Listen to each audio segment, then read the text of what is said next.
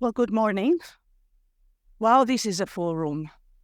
Um, Thank you for inviting me and giving me the pleasure and the honor to share with you best practices from Vienna, but not only. So, um,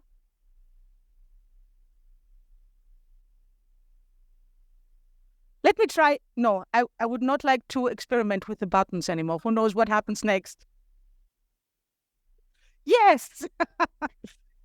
So, my message today is that we're actually all on a mission. It is a mission because in order to get things done, it requires dedication, it requires ambition, and it requires that the entire ecosystem works together. But the mission is possible. It may seem like a mountain, but as we all know, every journey starts with a first step. And this first step is being taken across Europe, actually all over the world. Not only in terms of pilot projects, in many cases in terms of best practices that have worked well for years now. And this said, let's just take a brief look at what we call our cities today. We're in phase 2 of agglomeration. This is the century, the so-called metropolitan century. We are all living more or less in growing cities, and cities and regions are facing high externalities. I don't need, I think, to go into the multiple crises that we're facing right now. But for the sake of introduction, we all know that we're facing a housing crisis throughout the planet in terms of affordability, but also in terms of availability. That means sprawl, just to give you one example. Also because people can't afford to live in cities, facing then 2 hours drive if they can afford a car, or being excluded from access to resources altogether. We're facing an energy crisis, and so on and so forth. At the same time, urbanization is projected to grow from 50% to 85%. So the main question we have to provide an answer to is, do we want growth management, or do we want to continue with growth mismanagement? And what could be at the heart of managing growth? Well, for one thing, for sure, it is managing housing, affordability and availability. But beyond that, we have the backdrop of the Paris Agreement, we have the European Green Deal. By the way, we have the mission for 100 climate-neutral European cities by 2030. Here they are. And as you can see, Warsaw, where we are right now, is one of them, aiming at becoming, or at least at trying to become climate-neutral by 2030, which means, above all issues that we have touched upon by now, also adding decarbonization. So how do we manage these transitions? And these are huge transitions. Let's look very briefly at perspectives and some lessons to share. Sure enough, all of these challenges combined lead us to understanding that we need managed systemic transitions. I cannot touch upon each and every one on these slides. Let me just touch upon the ones that I think that are the most important. Think of retrofitting example given. Right now, retrofitting concerns a lot corporate buildings, but what about privately owned small units? Think of the economic focus shifting from growth to circularity. Think about financing from random applicant. I mean, we have in every country some kind of program, right? But you have to do an application all by yourself and you have to wait, and perhaps you will receive some money, perhaps not. So we need to systematize this. Think of affordability, where decarbonization example given should not be a burden to the tenant, and so on and so forth. Which then leads me to the following housing perspectives. And sure enough, there are more. These are the ones that I have chosen more or less for today. So we need a social housing renaissance. I'm deeply convinced that without social housing, rethinking social housing and re-embarking into social housing. We're not getting far. We need active land policy. These things go together. We need at least energy upgrade for all buildings in our cities. We need social and just transition, so we need legal tools to limit the burden on tenants. We need to optimize the use of the existing stock, adaptation and reuse of buildings. We need scale and involvement. That means we're not getting far, we're trying to retrofit units. We need to think of buildings, we need to think beyond buildings of entire neighborhoods, entire cities. And we need to embrace flexibility. This said, let me take you to Vienna now for a while. And that is chapter number 1. I said we need a social housing renaissance, and where, if not in Vienna, we can take a look at how a very successful social housing model works and what lessons can be shared if we try to apply at least bits and parts of it somewhere else. So it's about using new urban quarters as an opportunity. We all have brownfields, example given in our cities that are available for conversion in this or the other sense. In Vienna, this is always used to develop brownfields into new urban quarters with social housing at the heart of it, which means that at least 50% of everything built there is social housing. In most cases, it's 2/3. So how does it work? Very briefly, it's a 3-pillar model. The land needs to be low cost, which is why the city has introduced back in 2019 a new land use category called subsidized housing, meaning that as soon as a development exceeds 150 units, 2/3 need to be subsidized housing by law. Now, this is extremely radical. If this is too much, why not 25%? Why not 30%? But seeing to it that there is always a percentage of social housing is a good way forward. Then there's a subsidy for construction, per square meter. And then, if individuals still can't afford to pay the entry fees or the rent, they may receive a grant individually based on their income. It is financed by 1% tax on the income of all employees. And because the subsidy is given out to social housing corporations, these are non-profit housing corporations. And by the way, free market developers will actually also create non-profit branches to receive the subsidy in many cases. But this is a loan, a long-term loan, very low interest, 25 to 30 years to pay back. So it works. And this way the city creates a revolving fund where it puts all the money that comes from the tax revenue plus whatever returns from these loans to give off, of course, new subsidies.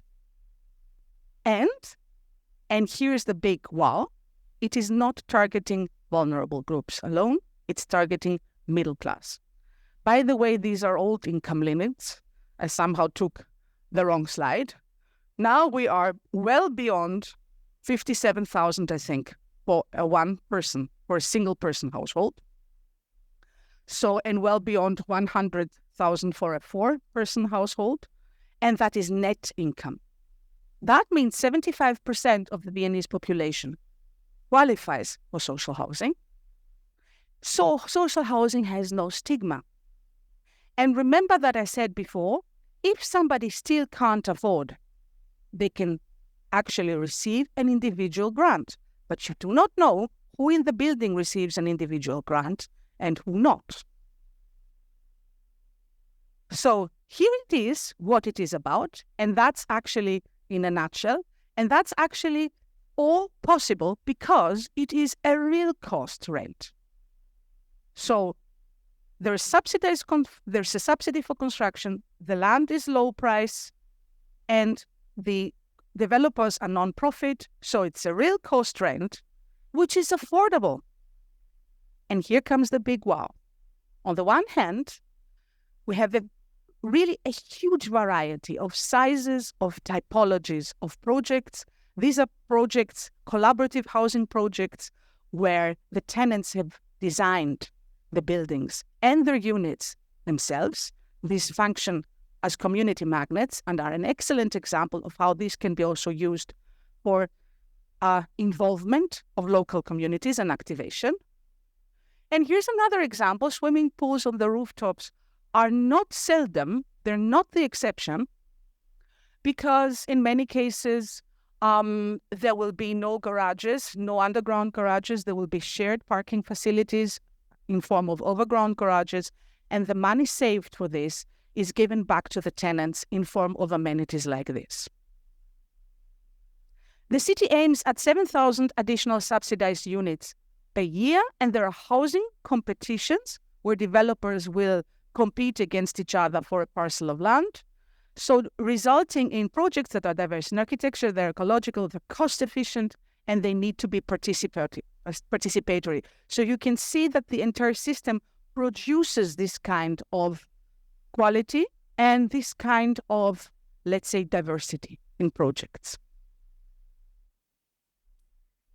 Now, this said, we keep constructing buildings as we sit here and speak, and knowing that we want to be climate neutral by 2030 or 2040, that will have to be retrofitted in some years from now because they do not correspond to the standards needed right now. And of course, there are energy standards, mandatory energy standards, but it takes years until they are ratified by the different national states. And we don't have so much time to lose. By the way, I don't think that it is efficient to build new buildings right now, of which we know that in 10 years from now we'll need to retrofit them. So how can we move forward? And here's another example from Vienna, but it's happening all over Europe right now, and that is energy zoning, meaning that you subdivide the area of the city in different areas, and of course, under practical and scientific criteria, you decide which types of energy must be used mandatorily for new developments. Meaning, example given in Vienna, that in all the areas of the city, we are trying to bring in district heating, whereas in new built areas of the city, we are relying 100% upon renewables. Just to give you an example of how these things can be done. So we need clearly standards for new developments, and it won't move anymore. No, it moved too far. I don't know what's happening.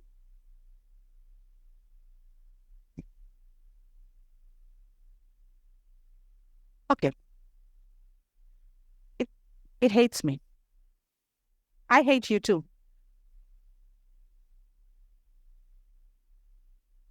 I'll have it in a minute. We will go where we want to go. It just doesn't jump. Yeah. So back once, and I hope that I will get there. So this said, yes, but what about the already built environment? How do we go about this, right? So I'll just try once again. Yes, thank you. Yes, up and down. Yes, now it works. So what about the built environment? Now, trying to decarbonize the built environment is, of course, a huge challenge. I mentioned already the corporates, the large corporates. These are relatively easy to do. There is also the single-family households. These are not that easy, but also still relatively easy. I will tell you that the greatest challenge is owner-occupied small units, as you can find them in the European South, actually, practically everywhere. Think of Greek or Italian cities. You have up to 85% owner-occupied units of people who are not exactly rich. Now, if we look into the refurbishment, again, there are excellent examples like Vienna has a subsidy, provides a subsidy exactly according to the same method as for new constructions of social housing. It means that it is a long-term loan. You have 25 to 30 years to return it. It is very low interest. And of course, it is tied to the obligation not to put the burden on the tenants. So it is regulated. It is tied to a very specific regulation of how to not put burden on the tenants. Let me give you another example, Hamburg. Hamburg is an excellent example because not only does it have its own development bank, let's put it this way, it also has actually formed an alliance between public and private housing developers and the city and its own bank to see to it that it provides affordable, decent housing in the region for the next 10 to 20 years. And then, as said before, there are numerous examples of excellent work throughout Europe. This is an example from Ghent, where they have actually a number so they have a budget, but it's quite an ambitious budget every year that is given off to families, but these are single home owners. So you can see that they give out 30,000 euro per household to support decarbonization. And this way, by the way, they are going to have retrofitted all single-family homes, as they say, by 2030. But then again, what about the single-family units, as said, in buildings? Now, this is where I have message number 3 for us. And that is, it can never be done unit by unit. We need to focus on the neighborhood. The only way to decarbonize is to grow the scale from the building to the entire neighborhood. But this needs management. Here's again another example from Vienna, a best practice, and these are the urban renewal offices that have been operating in Vienna since the mid-90s.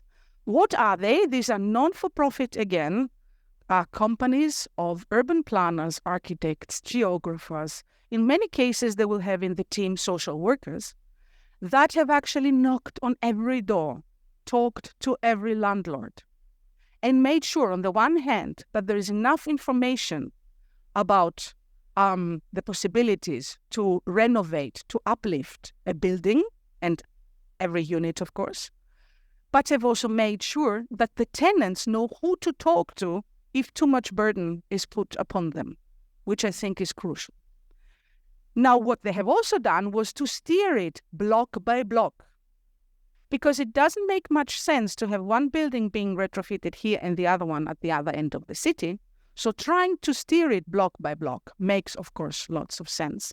And by knowing everybody in the local communities, they have actually moved on to also work at improving public space. So today, they're a powerful tool also for citizen involvement. This way, Vienna has actually managed to to renovate its entire historical housing stock since the mid-90s to today, which is 40%, by the way, of all buildings in Vienna, and all of them are privately owned. But here's another best practice, and that's from Groningen. Groningen has actually subdivided the entire city in 130 neighborhoods and has appointed a manager for each neighborhood. One manager clearly may be also servicing several neighborhoods. The point I'm trying to make is that it is exactly the same thing. They're knocking on every door. They have this citywide and neighborhood scale, and they have a plan where they say, once all of this has been implemented, so the energy plan for every neighborhood, the entire city will be decarbonized. So here's the district energy plans. The way, again, from 3, so they started with 3 pilot neighborhoods and are expanding to 130.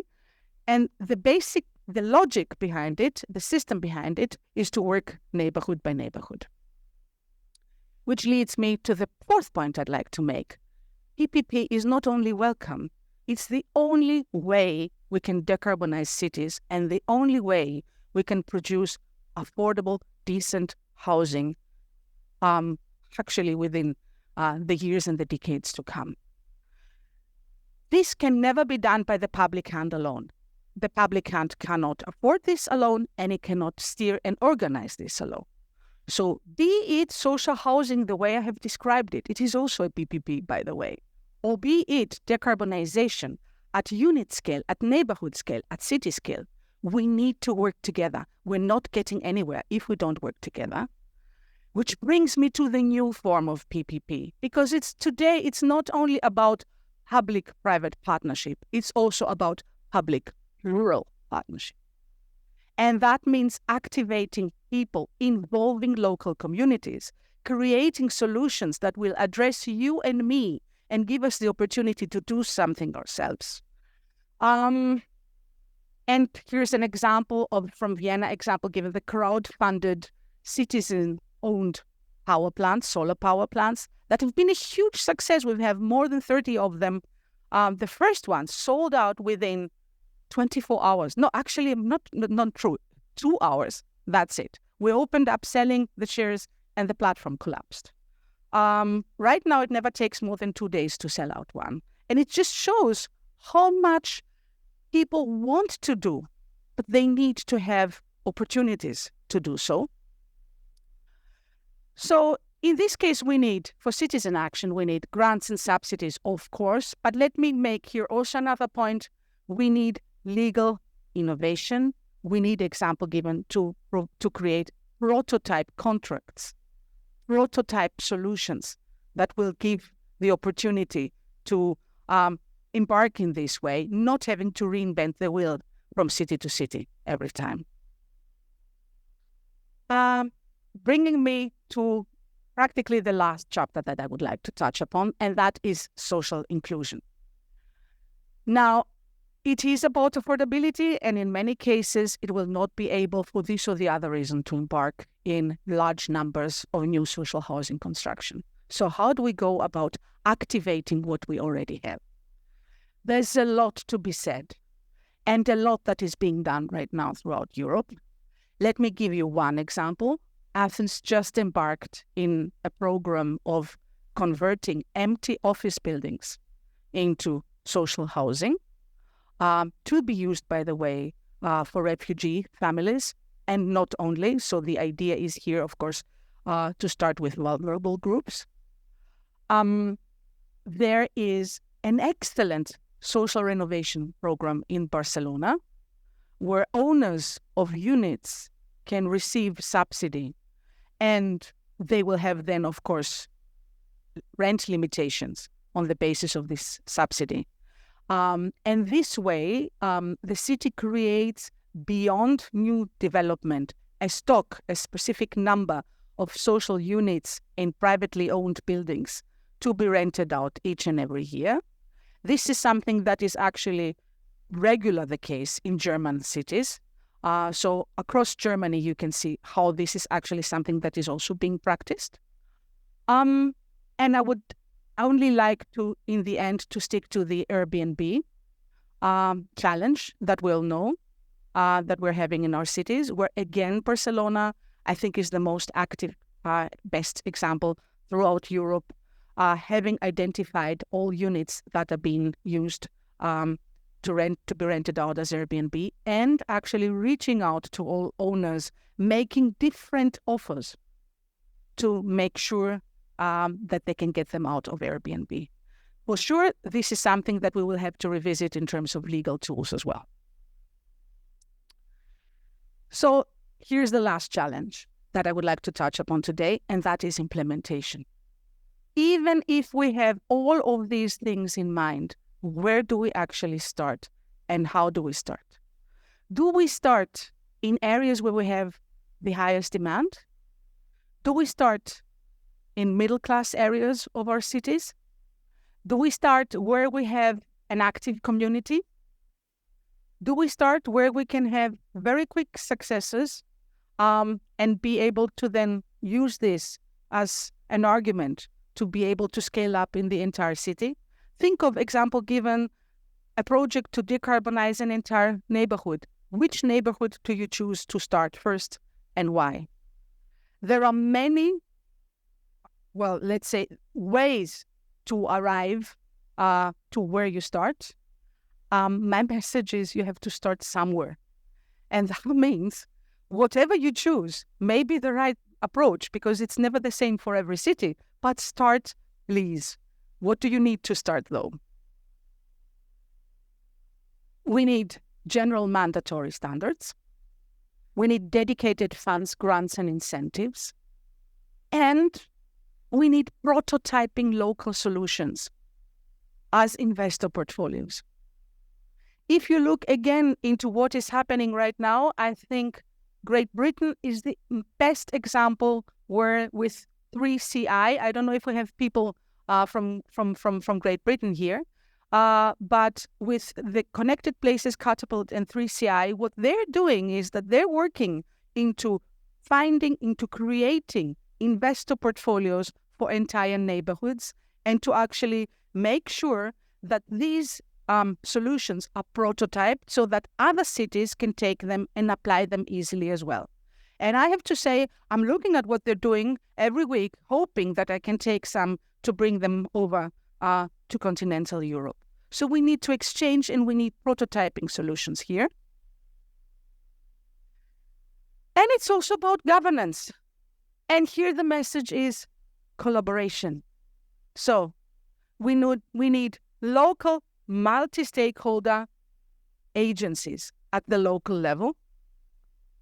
We need them to steer public plural partnerships. We need them to function as social enterprises. So again, non-profit companies that will do the work on the ground. We need them to organize cross-tier collaboration because in many cases we have the city, then we have the region, then we have the national state, then we have the EU funding. We need them to organize partnering and scaling up for bankability. And for God's sake, we need one-stop shops. If I ask people throughout Europe, is it that there's not enough grants and subsidies or not enough programs? The answer is it's raining subsidies and programs. The problem is that you would have to file in 300 different applications and you have to spend the rest of your life filling out forms, right? So what you need is that it should be combined, that it should be also in terms of timing, together accessible so that you can use it in one place. So briefly, these are the takeaways. It's about the fundamentals. So it's governance, just to give you one example. It's about operations, and I've been talking about operations actually almost the entire time now. And last but not least, it's about creating and using momentum. And this said, this is what it is about. It's about us all having a good life. Thank you.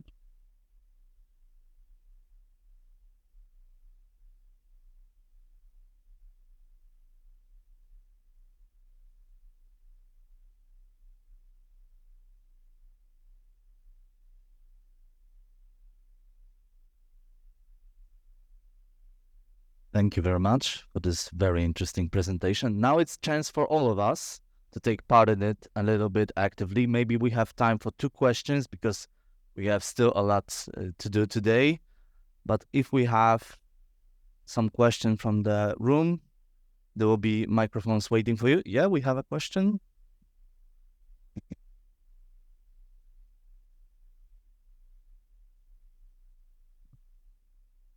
Yes, thank you for the presentation and for all the speech. It was really amazing. And I would say that we Polish citizens are jealous about your Vienna solution. We want that. But my question is, can you share with us, like, what are still the gaps of the Vienna solutions? Like, still challenges that were not faced? And because we know that nothing is perfect. And even Vienna solution has to have some gaps, and can you elaborate on that? So you mean elaborate on the Viennese model and where are the gaps right now? Well, let me start by saying something. Not because I'm Viennese, but I really think that this is a model that is most probably the most advanced that you can find worldwide. Also because it is based on a history of 100 years, right? So that means that by today, Vienna, 62% of the population live in social housing units. So it's just the numbers that make it incredible. And it's the numbers, the scale, that makes it very robust. Now, if we look into where are the challenges, I would say challenge number 1 is the land needs to be affordable. So either you have enough land, which in many cases, it is the case. It is the case in many cities that they own land. or the region owns land, or the national government owns land. Now, it may be also land that we do not realize that this is land that could be used for construction at first sight. So you have to revisit land reserves. And this is why I'm saying you need an active land policy. In the case of Vienna, because it was so extremely successful, there was such a high demand for land. You can imagine that it was not only the land reserves of the city, but also the social housing corporations were buying land. So everybody was buying land for social housing construction. And at a certain point, everybody who owned land stopped selling because they were speculating with even higher prices. And prices for land started skyrocketing, which is why the city decided to introduce this land use category and make it mandatory that as soon as you exceed 150 units, 2/3 have to be subsidized housing, which of course controls the land prices again. Will it work in the long term? We said we're going to evaluate 5 years later, which would be this year. So ask me next year how it worked. It seems to be working well. Let me give you another weakness that it has, of course. That means it's not a weakness. Actually, it's not a weakness. It's a challenge that it is facing. And the challenge that it is facing is inflation. So we had to raise the subsidy per square meter twice in 2 years. And we'll see where it leads. The money doesn't get more.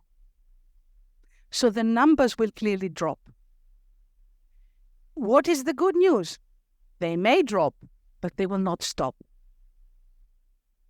And so this is why I'm saying, in the end, every system has weaknesses and may be challenged, but you will see if it's robust enough, if it is resilient enough that it will kind of decline a tiny bit, but it will never come to a halt. We have time for one more question. Thank you. Thank you for your presentation. It was very interesting. I have just a very short question, whether setting up these energy districts and working with non-profit companies, it is not against EU competition law? I mean, you have to, how you solve this? Because we run, with these kind of programs, we always run into this problem. Thank you. Okay. No, it's not against. No, it's not against competition law. You have to do a tender. I did not mention that. So what the city does is basically that it subdivides its area, its entire area into, I don't know, as many as you think that you need. And then you have a competition, an open competition, inviting social entrepreneurs, so non-profit, basically, schemes, groups of people, teams, to compete against each other for one area. And this way, there is no legal issue. This is, by the way, something that Vienna has actually started working with in the mid-90s, as I said before, systematically. It goes back as early as actually the 80s, the early 80s. But it is something that you can find in German cities as well. The difference is that I have to be careful. It seems that in most German cities, they may be operating in one area or two areas, but they're not operating throughout the entire area of the city. And the point I'm trying to make is that if we want things to get done, we need somebody who will manage this. And this cannot be people from administration, from public administration. It could never work this way. Thank you.